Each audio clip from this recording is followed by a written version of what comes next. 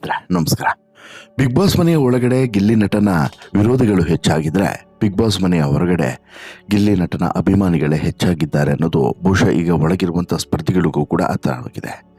ಕಾರಣ ಏನು ಅಂತ ಹೇಳಿದ್ರೆ, ಬಿಗ್ ಬಾಸ್ ಮನೆಯಲ್ಲಿರುವಂತಹ ಸ್ಪರ್ಧಿಗಳ ಫ್ಯಾಮಿಲಿಯಿಂದನೇ ಈ ವಾರ ಮನೆಗೆ ಅತಿಥಿಗಳಾಗಿ ಆಗಮಿಸಿದ್ರು. ಅಂದರೆ ಈ ವಾರ ಒಂದು ರೀತಿಯಲ್ಲಿ ಫ್ಯಾಮಿಲಿ ವೀಕ್ ಆಗಿ ಬದಲಾಗಿತ್ತು ಬಿಗ್ ಬಾಸ್ನ ಮನೆ.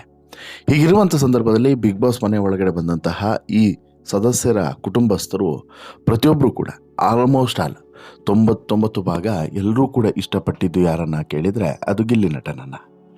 ಗಿಲ್ಲಿ ನಟನನ್ನು ಎಷ್ಟರ ಮಟ್ಟಿಗೆ ಇಷ್ಟಪಡ್ತಿದ್ದಾರೆ ಅಂತ ಹೇಳಿದ್ರೆ, ಆತ ಈ ವಾರ ಕ್ಯಾಪ್ಟನ್ ಆಗಬೇಕು ಅನ್ನುವಂತಹ ಮಟ್ಟಿಗೆ ಎಲ್ಲರೂ ಕೂಡ ಒಂದು ತಮ್ಮ ಆಯ್ಕೆಯನ್ನು ಈಗಾಗಲೇ ಅಲ್ಲಿ ಮಾರ್ಕ್ ಮಾಡಿಟ್ಟು ಹೋಗಿದ್ದಾರೆ. ಹೀಗಿರುವಂಥ ಸಂದರ್ಭದಲ್ಲಿ ಎಲ್ಲೋ ಒಂದು ಕಡೆ ಗಿಲ್ಲಿ ಕ್ಯಾಪ್ಟನ್ ಆಗ್ತಾನೆ ಅನ್ನುವಂಥ ಖುಷಿ ಆದರೆ, ಮತ್ತೊಂದು ಕಡೆ ಗಿಲ್ಲಿಯನ್ನು ಕ್ಯಾಪ್ಟನ್ ಮಾಡೋದಕ್ಕೆ ಬಿಗ್ ಬಾಸ್ನಿಂದನೇ ಪ್ಲಾನನ್ನು ಮಾಡಲಾಗಿದೆ ಅನ್ನುವಂಥ ಗಂಭೀರ ಆರೋಪ ಒಂದು ಕೇಳಿ ಬಂದಿದೆ. ಇಂತಹ ಗಂಭೀರ ಆರೋಪವನ್ನು ಮಾಡಿದ್ಯಾರು ಅಂತೇಳಿ ಕೇಳಿದ್ರೆ, ಒನ್ಸ್ ಅಗೇನ್ ಕಾಂಟ್ರವರ್ಸಿಗಳನ್ನು ಮೈಮೇಲೆ ಎಳೆದುಕೊಳ್ಳುವಂತಹ ಒಬ್ಬ ನಟ ಮತ್ತು ಬಿಗ್ ಬಾಸ್ನ ಸ್ಪರ್ಧಿ. ಹಾಗಾದರೆ ಆ ನಟ ಯಾರು? ಆತನ ಆರೋಪ ಏನು? ಆತ ಹೇಳಿದ್ದೇನೋ? ಆತ ಹೇಳೋದಕ್ಕೆ ಕಾರಣ ಏನು? ಮತ್ತು ಆತನ ಉದ್ದೇಶ ಏನಾಗಿತ್ತು? ಮುಖ್ಯವಾಗಿ ಆತ ಯಾರು ಎಲ್ಲವನ್ನು ಕೂಡ ನಿಮ್ಮ ಮುಂದೆ ಹೇಳ್ತಾ ಹೋಗ್ತೀನಿ. ಅದಕ್ಕಿಂತ ಮುಂಚೆ ನೀವಿನ್ನೂ ಕೂಡ ನಮ್ಮ ಚಾನಲನ್ನು ಸಬ್ಸ್ಕ್ರೈಬ್ ಮಾಡಿಲ್ಲ ಅಂದರೆ ದಯವಿಟ್ಟು ಕೂಡಲೇ ಸಬ್ಸ್ಕ್ರೈಬ್ ಮಾಡಿ ಸ್ನೇಹಿತರೆ.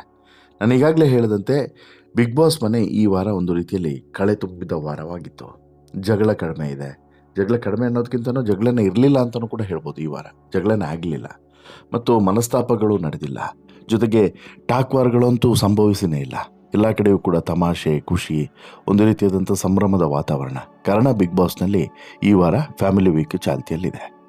ರಾಶಿಕಾ, ಸೂರಜು, ಧನುಷು, ರಕ್ಷಿತಾ ಶೆಟ್ಟಿ, ಗಿಲ್ಲಿ ನಟ ಕುಟುಂಬಸ್ಥರು ಸರ್ಪ್ರೈಸ್ ಆಗಿ ಬಿಗ್ ಬಾಸ್ ಮನೆಗೆ ಎಂಟ್ರಿಯನ್ನು ಕೊಟ್ಟರೆ, ಇದಾದ ಬಳಿಕ ಕಾವ್ಯ, ಹಾಗೇನೆ ಇನ್ನುಳಿದಂಥ ಮಾಳು, ಹಾಗೇನೆ ಸ್ಪಂದನ, ಹೀಗೆ ಒಬ್ಬರಾದ್ಮೇಲೆ ಒಬ್ಬರು ಮನೆಯವರು ಕೂಡ ಬಿಗ್ ಬಾಸ್ ಮನೆಯ ಒಳಗಡೆ ಬಂದು ಒಂದು ಸರ್ಪ್ರೈಸನ್ನು ಕೊಡ್ತಾ ಹೋಗ್ತಾರೆ. ಆದರೆ ಈಗ ಸಾಮಾನ್ಯವಾಗಿ ಈ ರೀತಿ ಬಂದಂಥವ್ರು ಎಲ್ಲರೂ ಕೂಡ ಅವರವರ ಕುಟುಂಬಸ್ಥರನ್ನು ಬೆಂಬಲಿಸೋದನ್ನು ಬಹುಶಃ ನೀವು ನೋಡಿರ್ತೀರ. ಅಂದರೆ ಈಗ ಪ್ರತಿಯೊಬ್ಬರು ಕೂಡ ಈ ಬಿಗ್ ಬಾಸ್ ಮನೆ ಒಳಗಡೆ ಬಂದಂತಹ ಪ್ರತಿಯೊಬ್ಬರು ಕೂಡ ಈಗ ಅವ್ರ ಫ್ಯಾಮಿಲಿಯಿಂದ ಯಾರು ಬಂದಿರ್ತಾರೆ ಅವರನ್ನು ಬೆಂಬಲಿಸ್ತಾರೆ. ಆದರೆ ಈ ಸಂಚಿಕೆಯಲ್ಲಿ ಅಥವಾ ಇದೇ ಮೊಟ್ಟ ಮೊದಲ ಬಾರಿಗೆ ಬಿಗ್ ಬಾಸ್ನ ಇತಿಹಾಸದಲ್ಲಿ ಇಂಥದ್ದೊಂದು ವಿಸ್ಮಯ ನಡೆದಿತ್ತು. ಬಂದಂತಹ ಎಲ್ಲರೂ ಕೂಡ ಬೆಂಬಲಿಸಿದ್ದು ಯಾರನ್ನ? ಬಹುತೇಕ ಒಬ್ಬನನ್ನೇ, ಅದೇ ಗಿಲ್ಲಿ ನಟನನ್ನು. ಅದೇ ಈ ಬಾರಿಯ ವಿಶೇಷ. ಹೌದು, ಅಲ್ಲಿ ಬಿಗ್ ಬಾಸ್ ಇನ್ನೊಂದು ಟಾಸ್ಕನ್ನು ಕೂಡ ಕೊಡ್ತಾರೆ.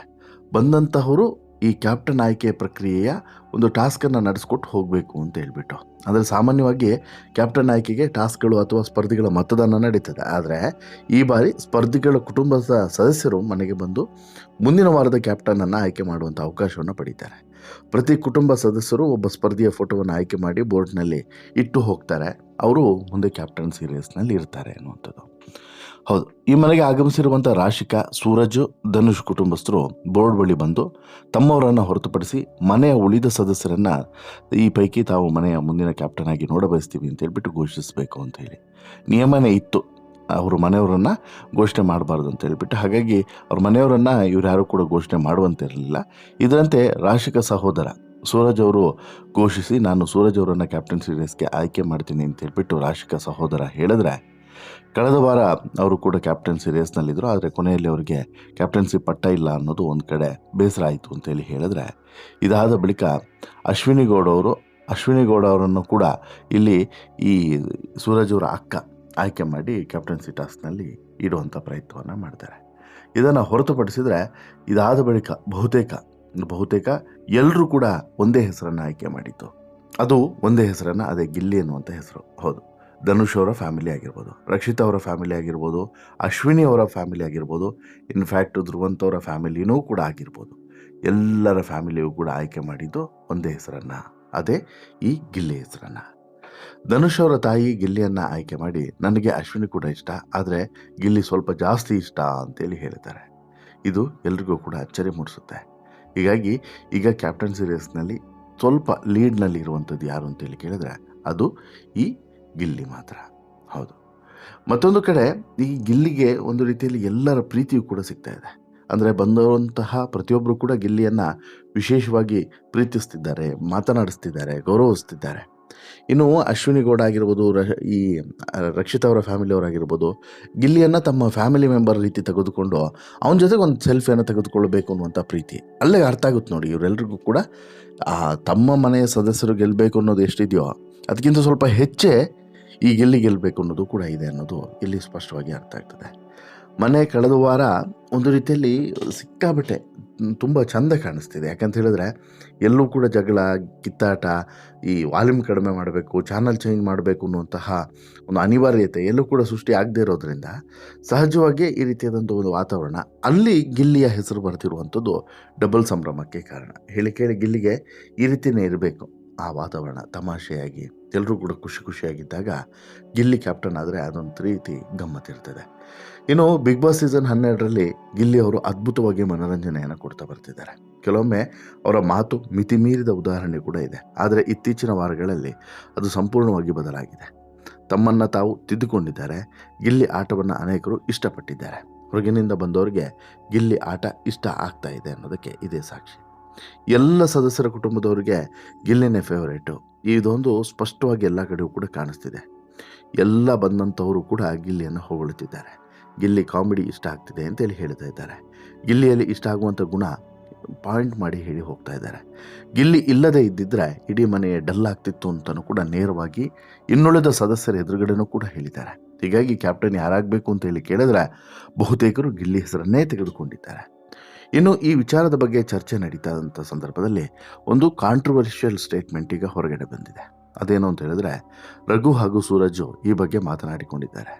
ಗಿಲ್ಲಿ ಇವತ್ತು ಮಲಗೋದಿಲ್ಲ, ಈಗಾಗಲೇ 4 ಓಟ್ ಸಿಕ್ಕಿದೆ, ಅವನು ಗೇಮ್ ಆಡಿ ಅಂತೂ ಕ್ಯಾಪ್ಟನ್ ಆಗೋದಿಲ್ಲ, ಹೀಗಾದರೂ ಮಾಡೋಣ ಅಂತೇಳ್ಬಿಟ್ಟು ಇಲ್ಲಿ ಎಲ್ಲೋ ಪ್ಲ್ಯಾನ್ ಮಾಡ್ದಂತಿದೆ ಅಂತೇಳ್ಬಿಟ್ಟು ರಘು ಹೇಳ್ತಾರೆ.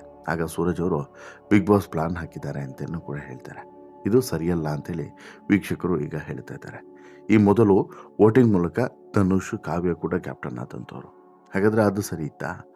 ಇಲ್ಲಿ ಜನರ ಆಯ್ಕೆಯ ಪ್ರಕಾರ, ಅದು ಕೂಡ ಹೊರಗಿನಿಂದ ಆಟವನ್ನು ನೋಡಿ ಬಿಗ್ ಬಾಸ್ ಮನೆ ಒಳಗಡೆ ಬಂದು ಅವರ ಒಂದಷ್ಟು ಇಮ್ಯಾಜಿನೇಷನ್, ಅವರ ಒಂದಷ್ಟು ಲೆಕ್ಕಾಚಾರದ ಪ್ರಕಾರ ಗಿಲ್ಲಿಯನ್ನು ಕ್ಯಾಪ್ಟನ್ ರೇಸ್ಗೆ ಸೆಲೆಕ್ಟ್ ಮಾಡಿದರೆ ಇವರು ಹೇಳುವಂಥದ್ದು ಇಲ್ಲ, ಇದು ಅವರ ಲೆಕ್ಕಾಚಾರ ಅಲ್ಲ, ಇದು ಬಿಗ್ ಬಾಸ್ನ ಲೆಕ್ಕಾಚಾರ. ಇಲ್ಲಿ ಗಿಲ್ಲಿ ಕ್ಯಾಪ್ಟನ್ಸಿ ರೇಸ್ಗೆ ಬರಬೇಕಂತ ಹೇಳಿ ಬಿಗ್ ಬಾಸೇ ಪ್ಲಾನ್ ಮಾಡಿರೋದು ಅನ್ನುವಂಥದ್ದು ಈತನ ಮಾತಿನ ಅರ್ಥ. ಯಾರ್ದು? ಸೂರಜ್ದು. ಇಲ್ಲಿ ಇಬ್ಬರು ಕೂಡ ಅಪರಾಧಿ ಸ್ಥಾನಗಳಲ್ಲಿ ನಿಲ್ತಾರೆ. ಒಂದು ರಘು, ಮತ್ತೊಂದು ಸೂರಜ್. ಯಾಕಂತ ಹೇಳಿದ್ರೆ ಕ್ಯಾಪ್ಟನ್ ಆಯ್ಕೆಯನ್ನು ಇಲ್ಲಿ ಈ ಬಿಗ್ ಬಾಸ್ ಮಾಡ್ತಿದ್ದಾರೆ ಅನ್ನುವಂಥದ್ದು ಇವರ ಆರೋಪ. ಈ ಆರೋಪಕ್ಕೆ ತಿರುಗೇಟನ್ನು ಕೊಡಲೇಬೇಕಾದಂಥ ಅನಿವಾರ್ಯತೆ ಇದೆ. ಯಾಕಂತ ಹೇಳಿದ್ರೆ ಇದು ಸುಮ್ಮನೆ ಯಾರೋ ಒಬ್ಬರು ಮಾಡಿದರೆ ಅದೊಂದು ರೀತಿಯಲ್ಲಿ ಆಗಿಬಿಡ್ತಿತ್ತು. ಬಿಗ್ ಬಾಸ್ ಮನೆ ಒಳಗಡೆ ಇರುವಂಥ ಸ್ಪರ್ಧಿಗಳೇ ಮಾಡಿರುವಂಥ ಆರೋಪ ಆಗಿರೋದ್ರಿಂದ ಸಹಜವಾಗಿ ಇದಕ್ಕೆ ಹೆಚ್ಚು ಗಾಂಭೀರ್ಯತೆ ಇದೆ. ನೋಡಬೇಕು ಏನಾಗುತ್ತೆ ಅಂತೇಳ್ಬಿಟ್ಟು. ಒಂದಂತೂ ಸತ್ಯ ಸ್ನೇಹಿತರೆ, ಮೇಲ್ನೋಟಕ್ಕೆ ಆ ರೀತಿ ಇಲ್ಲವೇ ಇಲ್ಲ. ಗಿಲ್ಲಿಯನ್ನು ಎಲ್ಲರೂ ಕೂಡ ಇಷ್ಟಪಡ್ತಿದ್ದಾರೆ. ಹಾಗಾಗಿ ಗಿಲ್ಲಿಯನ್ನು ಕ್ಯಾಪ್ಟನ್ ಆಗಿ ನೋಡಬೇಕು ಅಂತೇಳಿ ಬಯಸಿದ್ದಾರೆ ಹೊರತು ಬಿಗ್ ಬಾಸ್ ಹೇಳಿ ಅಥವಾ ಬಿಗ್ ಬಾಸ್ ಟೀಮ್ನಲ್ಲಿ ಯಾರೋ ಒಬ್ಬರು ಹೇಳಿ ಈ ರೀತಿ ಮಾಡುತ್ತಾರೆ ಅಥವಾ ಮಾಡ್ತಾ ಇದ್ದಾರೆ ಅಂತೇಳಿ ಹೇಳೋದು ತುಂಬ ದೊಡ್ಡ ತಪ್ಪಾಗ್ತದೆ ಅನ್ನೋದನ್ನು ನಾವಿಲ್ಲಿ ಅರ್ಥ ಮಾಡ್ಕೊಬೇಕು. ಬಟ್ ಒಂದು ತಿಳ್ಕೊಳ್ಳಿ, ಗಿಲ್ಲಿ ಕ್ಯಾಪ್ಟನ್ ಆದರೆ ಬಹುಶಃ ಒಂದು ರೀತಿಯಲ್ಲಿ ಎಲ್ರಿಗೂ ಕೂಡ ಡಬ್ಬಲ್ ಖುಷಿ ಆದಂತೆಯೇ ಅನಿಸುತ್ತೆ. ನೋಡೋಣ ಏನಾಗುತ್ತೆ ಅಂತೇಳ್ಬಿಟ್ಟು. ಬಟ್ ಇಂತಹ ಆರೋಪಗಳನ್ನು ನಾವು ಅಲ್ಲಗಳೆಯಲೇಬೇಕಾಗುತ್ತೆ. ಬಿಗ್ ಬಾಸೇ ಇಲ್ಲಿ ಗಿಲ್ಲಿಯನ್ನು ಕ್ಯಾಪ್ಟನ್ ಮಾಡೋದಕ್ಕೆ ಈ ರೀತಿಯೆಲ್ಲ ಮಾಡ್ತಿದ್ದಾರೆ ಅನ್ನುವಂಥದ್ದು ತುಂಬ ದೊಡ್ಡ ತಪ್ಪಾಗ್ತದೆ. ನಿಮಗೇನು ಅನಿಸುತ್ತೆ ಸ್ನೇಹಿತರೆ? ಈ ಒಂದು ಸ್ಟೇಟ್ಮೆಂಟ್ನ ಬಗ್ಗೆ, ಸೂರಜ್ ಮಾಡಿರುವಂಥ ಸ್ಟೇಟ್ಮೆಂಟು, ಅದಕ್ಕೆ ರಘು ಸಾಥ್ ಕೊಟ್ಟಿರೋದು, ಇದ್ರ ಬಗ್ಗೆ ನಿಮ್ಮ ಅಭಿಪ್ರಾಯ ಏನು? ಇದು ಕಿಚ್ಚ ಸುದೀಪ್ ಅವರ ಬಾಯಲ್ಲೂ ಕೂಡ ಬಹುಶಃ ಚರ್ಚೆಗೆ ಬರುವಂಥ ಸಾಧ್ಯತೆ ಇದೆ. ಬಂದರೆ ಯಾವ ರೀತಿ ಇರಬೇಕು ಉತ್ತರ? ದಯವಿಟ್ಟು ನಿಮ್ಮ ಅಭಿಪ್ರಾಯನ ಕಮೆಂಟ್ ಮಾಡಿ ತಿಳಿಸಿ. ಜೊತೆಗೆ ಈ ಸ್ಟೋರಿ ಇಷ್ಟ ಆಯಿತು ಅಂತ ಹೇಳಿದ್ರೆ ಲೈಕ್ ಮಾಡಿ, ಶೇರ್ ಮಾಡಿ, ಚಾನಲ್ಗೆ ಸಬ್ಸ್ಕ್ರೈಬ್ ಆಗೋದನ್ನು ಮರಿಬೇಡಿ. ಧನ್ಯವಾದ.